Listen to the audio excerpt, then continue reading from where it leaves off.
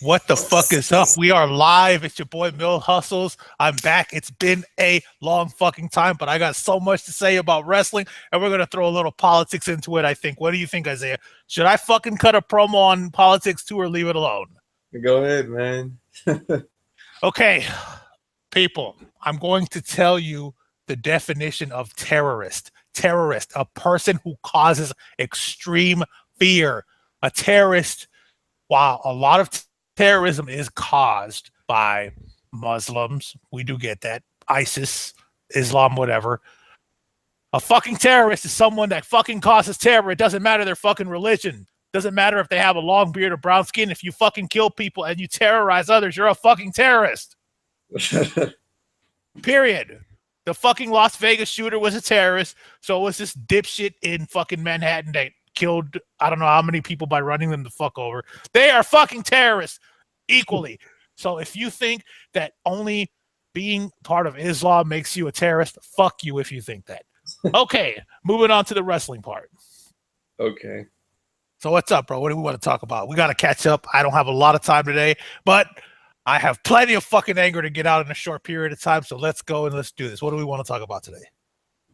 Let's discuss the why bookings don't matter anymore. Oh, easy. Bookings don't matter no more because they keep making money. Did you see that they had their best quarter ever recently? No, WWE had their best financial quarter in company history recently. Their last quarter. Booking doesn't fucking matter no more. So we need to stop complaining about how they booked the fucking show because they're not going to change. The only thing we can do is just sit there and suck it up or just quit watching, which I think I'm going to go with the latter. Yeah, I've heard that Jim Cornette say in a podcast. No. You got to listen to what Dave Meltzer said. Dave Meltzer's never worked in the wrestling business as far as I'm concerned, but I had to agree with him. He said booking doesn't matter no more. They can fucking write whatever the hell. Dude, they make so much money off of merchandise, DVDs, the network. They have 1.5 million subscribers all year. That's $15 million a month gross. What the fuck? Some of their shows are starting to pick up again. Dude, they can make money forever on their past stuff. The fucking current shit just doesn't matter. I agree completely. I mean, and then most of the shit now is marketed to kids, and children love WWE, so we can't do nothing about it. They're making money. They must be doing something right, but the booking fucking sucks. You deal with how they book it or just watch something else. I'm fucking tired of complaining about them, bro. It gives me a headache, to be honest. Yeah, I've heard, companies like TNA, they don't have bookers anymore. They just have creative writers and stuff. So even Jim Cornette pointed out how there's no good bookers anymore. There's actually no bookers at all because... Well, there's writers. And at the end of the day, McMahon owns the #1 company as far as pro wrestling goes, and he approves everything. So it's his fault. He's the one that should take the blame. But like I said, they're being super profitable, so it doesn't matter what the fuck we say. I hope y'all caught all that because I said that in a very low tone because I'm fucking pissed. Yeah, it sucks that booking date. Now it's just, like you said, they make money off of merchandise and bro, they have so many fucking licensing deals. I just bought a cool ass fucking Undertaker action figure. They made money off of that, and it's a nostalgia figure. I just bought a whole bunch of little metal figures that you could sit on your desk of Cena, Reigns, and Sting. They were like 94 cents a piece, and the shits are flying off the shelf. WWE 2K18 is selling off of the racks. You know what the fuck? We got it's true. Booking doesn't fucking matter. Agree. They just book because they're still getting television deals. I mean, that's fixed income. That's guaranteed income that they get from the USA Network / NBC.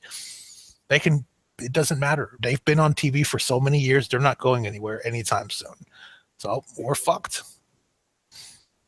I wish it did. That's why I've been watching a lot of old school WWF, old school WCW. I've been listening to a lot of wrestling podcasts. As far as the current product goes, I'm only watching highlights.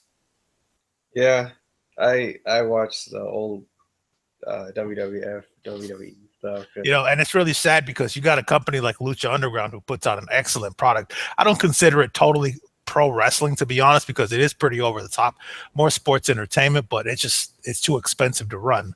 Go ahead and hold the fort down, bro. I'll be back in 2 minutes. Okay.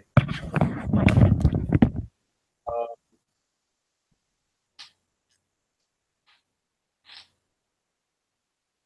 and okay, so what I want to talk about is side is the Impact Pizza that's been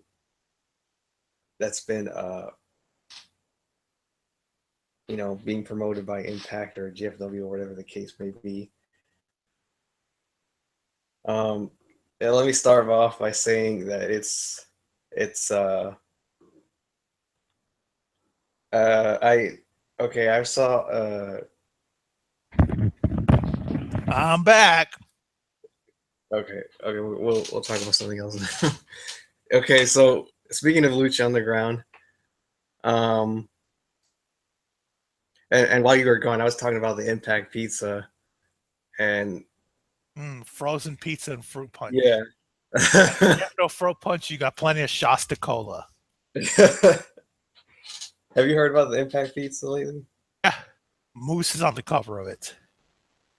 Oh, okay. What I was gonna say is, I sure hope if it ever comes out, which I don't think it has yet. I sure hope it doesn't.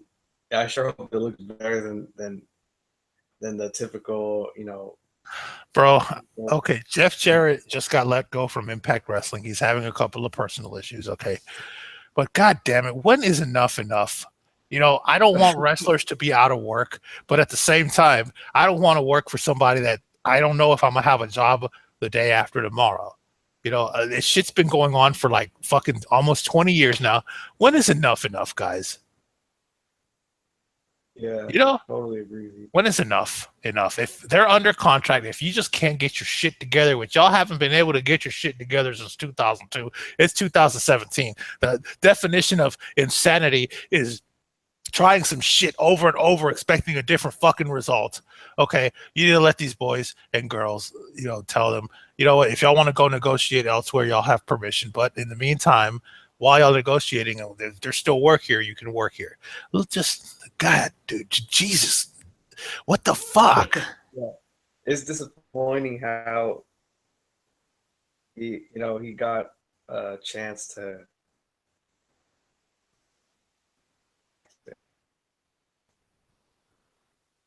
some personal issues, and now he's gone pretty much. I mean, at least until he can fix himself or whatever the case may be. I don't know, but it is what it is, man. Um, sure hope he has a chance to get his life together and make a reappearance. Pretty much um, all I can say, really. And speaking of Lucha Underground, let's talk about the future of season 4 coming out. It's not confirmed. I haven't talked to my sources. I mean, the sources that I have, one of them is a television producer that has worked in the wrestling industry, and the other one manages Marty the Moth. I can't say who he is. He doesn't manage Marty the Moth on Lucha Underground. He manages him on some independent shows. Um, Yeah, but he's asked me to keep his identity um, under wraps when he shares certain information with me. But it's not looking good from yeah, what I've. Yeah, because I heard on the news that um, there was going to be a season 4, but the budget was going to be cut like extensively. So I don't know how that's going to look on Lucha Underground and how that's going to affect the whole show overall. But I mean, I agree with you. It's not looking good at all. It's even if they do have an okay for season 4, it's probably not going to do as good as it did in the past. I mean, season it's 3, too expensive to shoot the show. Way too yeah, expensive, and not only that, um, the audience tickets. I don't think they charge the audience to go there. yeah. I mean, I don't know about you, but season 3 to me seemed it seemed kind of lackluster. I agree. I didn't finish season 3. I got a little bored. I liked season 1s and 2. Yeah, there's You know, something. I mean, if they have to cut their budget, I get it. But if they cut their budget to a point where it just looks like another indie wrestling promotion, then they might as well just forget it. Yeah, That's just my opinion. I totally agree with you because Lucha Underground, right off the first season, they gave the impression that um, they were, a solid mainstream television show. It was all high quality, high def, everything. Which I think it was for me. It was too high def. I thought that a lot of the graphics was. I felt like it didn't need to be there because it just looked like a cinematic movie or something like that. I thought they should have reserved it for something, you know, something special. But I love the camera work and the different types of angles that they shot the matches in or whatever, and especially the fan cam views from the back and everything. But yeah, I mean, it just the fire, the passion, everything. It slowly died off. Like the beginning of season 3 was good, but as it dragged on, it got kind of boring. And not sure how. To be honest, I'm gonna be 100% honest. When I was watching Lucha Underground, the main reasons I was watching Lucha Underground were for Matanza, Mil Muertes, and Pentagon. That's it. I mean, everybody else was cool, but those 3 in particular, if they weren't wrestling on a particular show, then I wasn't watching the episode. And they're also Lucha Underground, in my opinion's biggest draw, especially Pentagon Jr. Pentagon Jr. got super over. Yeah, they were pretty much the same reasons I was watching too. Yeah. Okay, if it was anybody else, I would just be like doing something else or just not really paying attention. And I don't know. The other wrestlers on the show, they're good, but they're not. I'm not a fan favorite. They're not my cup of tea compared to guys like Matanza, New Huertes, Pentagon, and other people. but but I wonder how many talents are going to be there.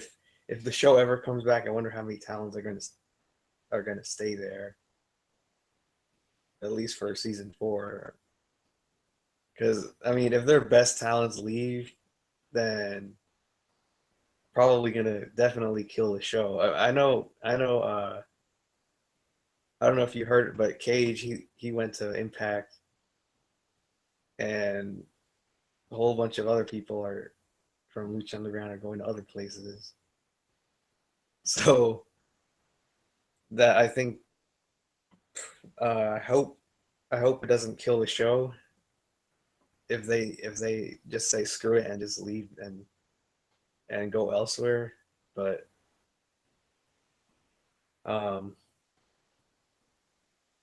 yeah, I mean, as far as season 4 goes, if there is one, it's not. I'm not too hopeful of a killer season. But what do you think about that? I haven't really caught up on it, to be honest. I'm pretty burnt out on wrestling altogether. So it's crazy. Yeah, right now I'm taking a break from it all, but I still keep up with some of it though. Yeah, I'm just mostly old school stuff, and like I said, I try to catch the YouTube highlights. Okay, so the main thing I wanted to talk about today is the IWC, the Internet Wrestling Community, bitching about Kane beating Finn Balor. And I know it happened 2 weeks ago, but I have to fucking say this.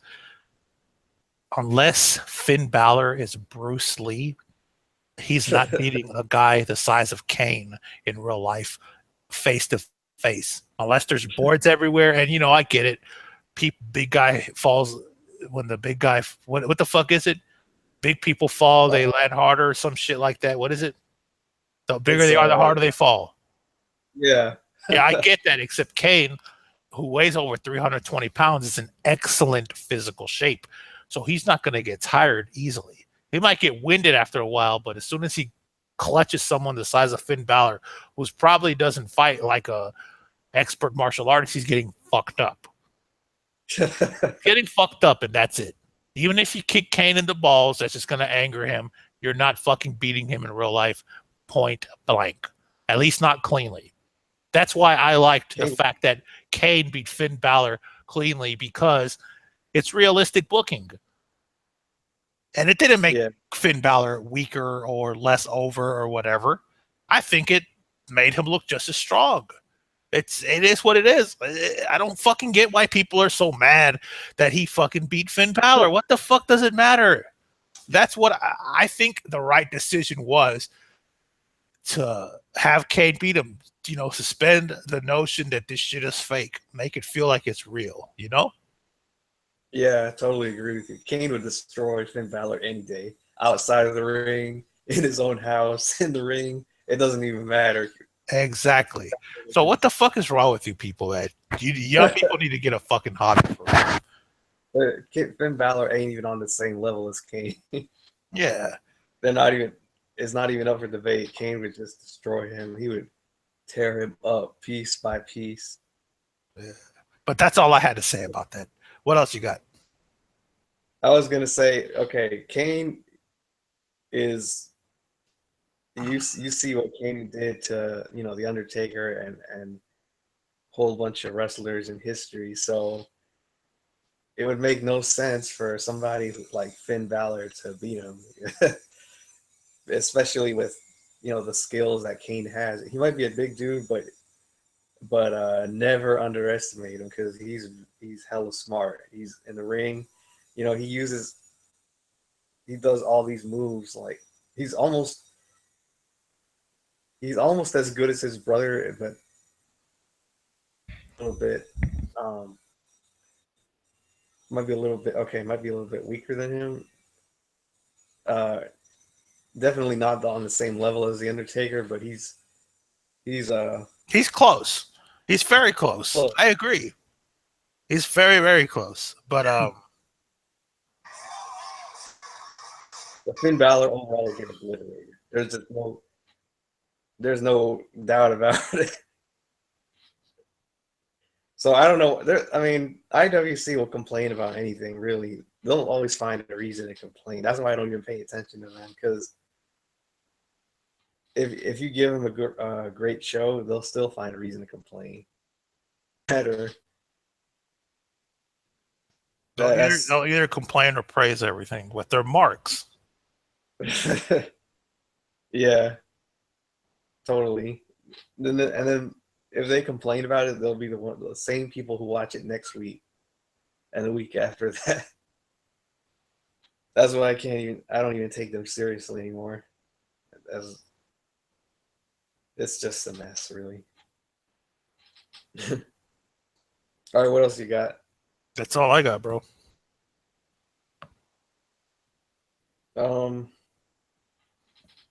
Yeah, same here. I'm out of topics for today. Yeah, there wasn't a whole lot to talk about. There's not. Oh, one more thing. Billy Corgan of Smashing Pumpkins. So it's confirmed. He bought the National Wrestling Alliance. Oh, wow. I didn't think that was going to happen. How did he? How did he just buy it? That's what I don't get. That's a huge wrestling body. Yeah, that's big, but